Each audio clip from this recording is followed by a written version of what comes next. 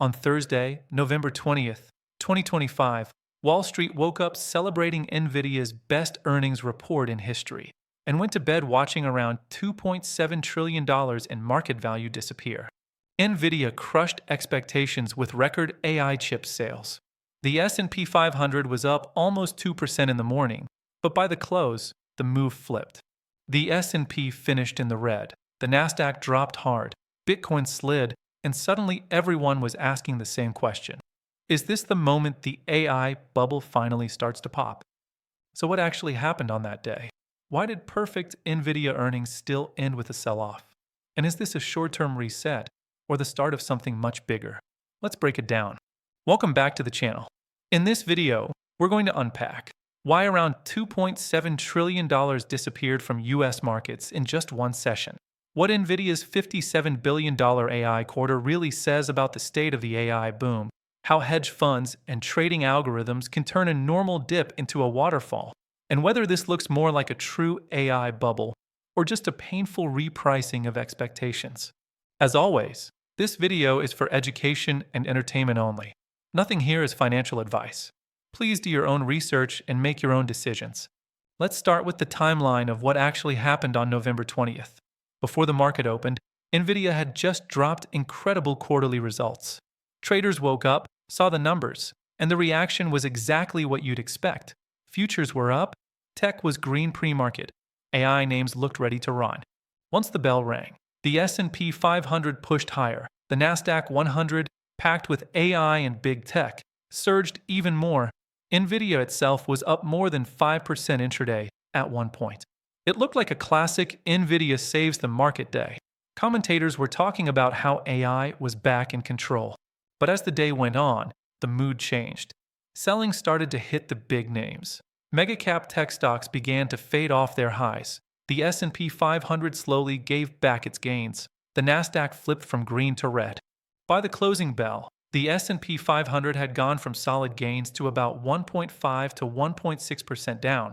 The Nasdaq's drop was even steeper, around 2 to 3%, and analysts estimated roughly $2.7 trillion in market value was erased in just that single trading session.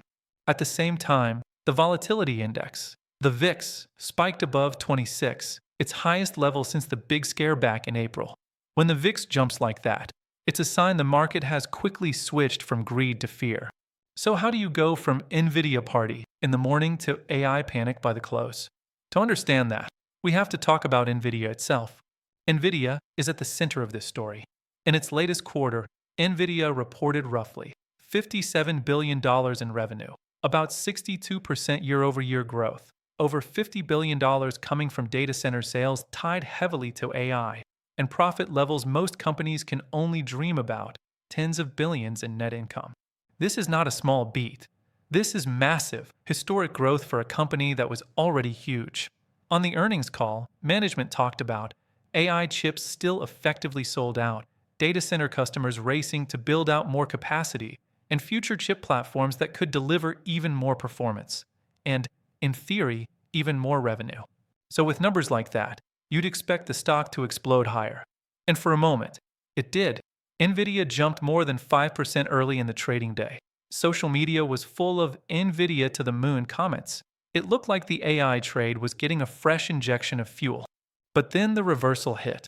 Nvidia gave up all those gains, ended the session down around 3% instead of up, and compared to its intraday peak, hundreds of billions of dollars in value evaporated. Not long ago, Nvidia briefly touched around $5 trillion in market cap, making it the most valuable company on the planet, ahead of Apple and Microsoft. After this kind of pullback, it's now back in the mid-4 trillion range. Here's the key idea you need to remember. The earnings were almost perfect. The problem is that expectations were even higher. At this level, Nvidia isn't priced like a normal company. It's priced like the embodiment of the entire AI revolution.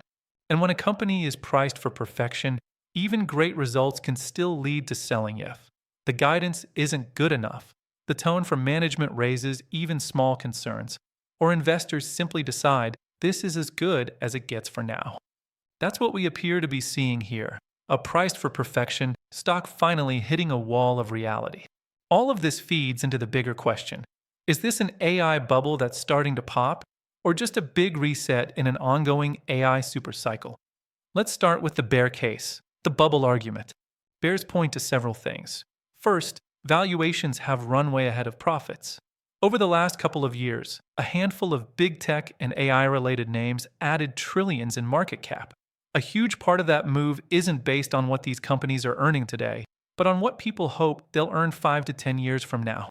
Second, AI spending, especially on infrastructure, is exploding faster than AI monetization.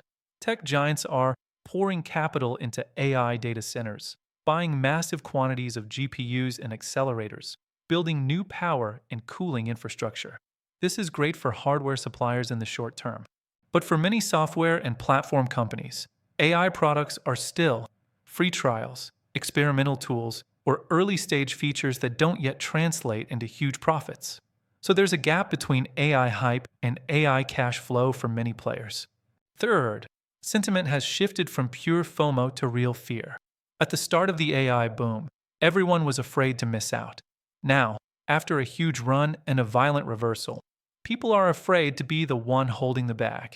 When that happens, markets can go from buy any dip to sell any rally very quickly.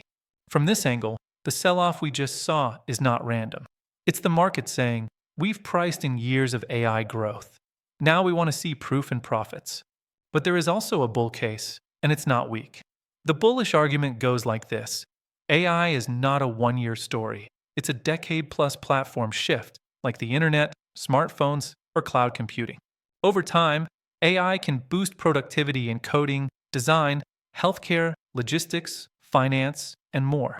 The earnings are already huge for some infrastructure players, and the software side will slowly catch up as monetization models improve.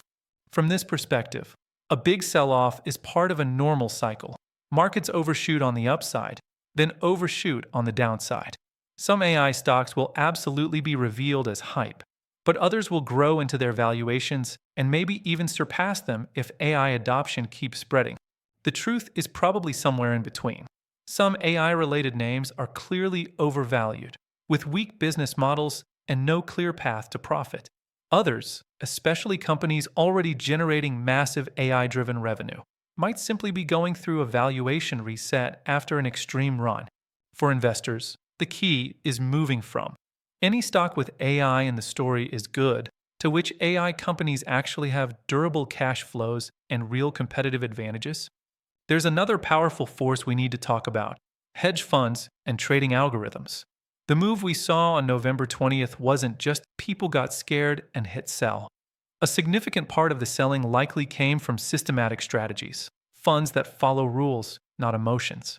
A big bank recently estimated that if prices stay under certain levels, trend-following hedge funds could end up selling around tens of billions of dollars worth of equities over a short window. In a more extreme scenario, that number could stretch towards $60 billion or more. These funds track price trends and volatility, use algorithms to decide when to increase or decrease exposure. Don't care about the story, they care about the signal. Here's a simplified version of what can happen. Nvidia rallies on earnings market jumps. Concerns about AI valuations, interest rates, and the broader economy start to hit people take profits. Prices break below certain technical levels. Trend-following models read that as the uptrend is breaking, those funds start selling automatically, adding fuel to the move. Volatility spikes, which can trigger even more rules-based selling from other strategies. So what looks like a sudden panic can actually be a chain reaction created by human fear plus mechanical, algorithmic behavior. This is why sometimes a very normal-looking piece of news, or even a good earnings report, ends with a violent reversal. It's not that the business suddenly became worthless. It's that market positioning, leverage, and algorithms all pushed in the same direction at the same time. Understanding this doesn't make the volatility less painful, but it does help you see that not every crash is purely about fundamentals. We also need to zoom out. The AI sell-off on November 20th did not happen in isolation. On the crypto side, Bitcoin and other major coins have been under pressure. After setting fresh highs earlier in the year, Bitcoin dropped back toward levels last seen several months ago. That pullback erased a big chunk of paper wealth in the crypto market. When you see both high-flying AI stocks, and highly speculative assets like crypto selling off at the same time, it usually means investors are moving into a risk-off mindset. Add to that a mixed macro backdrop, job data showing strength in some areas, but weakness in others, constant debates about when and how fast the Federal Reserve will cut or keep rates, ongoing worries about global growth and corporate margins. All of this makes investors more sensitive to any sign that valuations might be too high. Now, here's the interesting twist. On Friday, the day after the big wipeout, markets actually tried to stabilize. The S&P 500 bounced about 1%. The Dow gained several hundred points. The Nasdaq clawed back part of its losses, even though many AI names, including Nvidia, remained very volatile. So right now, it doesn't look like a clean, straight-line crash. It looks more like a tug-of-war. On one side, buyers who still believe in the long-term AI story and see, by the dip, opportunities. On the other side, sellers who want to reduce risk, lock in profits, or bail out of anything that looks like a bubble. Which side wins will depend on future earnings reports, economic data, and how much more risk big funds are willing to take. So what does all of this actually mean for you? Again, this is not financial advice. But here are a few ways to think about AI stocks after a shock like this. Idea 1. Volatility is the price of admission. If you want exposure to the leaders of an AI boom, you have to accept large swings. Double-digit drawdowns, sudden reversals after good news, days like November 20th. These are part of the package. If that kind of volatility makes you lose sleep, it might be worth reducing position sizes or getting exposure through more diversified vehicles instead of single, concentrated bets. Idea 2. Separate AI infrastructure from AI stories. Not every AI-related stock is the same. Roughly, you can think of two groups: AI infrastructure chip makers, networking providers, power and cooling companies, data center operators, the plumbing of the AI world, where revenue is already very real. AI stories companies that talk a lot about AI in presentations, but don't yet have a clear, profitable AI business model. The current volatility is a stress test for both. Some infrastructure names might be temporarily overowned and overpriced, but some pure story stocks might eventually never grow into their valuations at all. Idea 3. Watch profits, not just promises. For the next leg of the AI trade, the key question is shifting from who is talking about AI the loudest to who is making the most money from AI. Companies that can use AI to increase productivity and margins, build or defend a competitive moat, show consistent earnings growth tied to AI demand, are fundamentally different from companies that just rebrand everything as AI, spend heavily, but don't show a path to profitability. When valuations are this high, earnings quality and cash flow matter more than ever. Idea 4. Know your time horizon and risk plan. Ask yourself a simple question. In 5 to 10 years, do I believe AI will be a bigger part of the global economy than it is today? If your answer is yes, then you might view periods like this as a reminder of the risk, but also a chance to study the space, refine your watch list, and slowly build positions you truly understand. If your answer is no, or if you simply hate big drawdowns, then it might make more sense to keep AI exposure small, diversified, or indirect, for example through broader tech or market ETFs rather than heavily concentrated AI bets. The key is having a plan before the volatility hits, not improvising in the middle of a panic. So, do we just watch the AI bubble start to leak? Or was November 20th just a very loud warning shot in a much longer AI story? Let me know what you think. Are you buying this dip, holding and doing nothing, or staying on the sidelines when it comes to AI stocks? If you found this breakdown helpful, please like the video, subscribe to the channel, and share it with someone who's confused about what just happened to Nvidia, AI stocks, and the broader market. Thanks for watching, and I'll see you in the next one.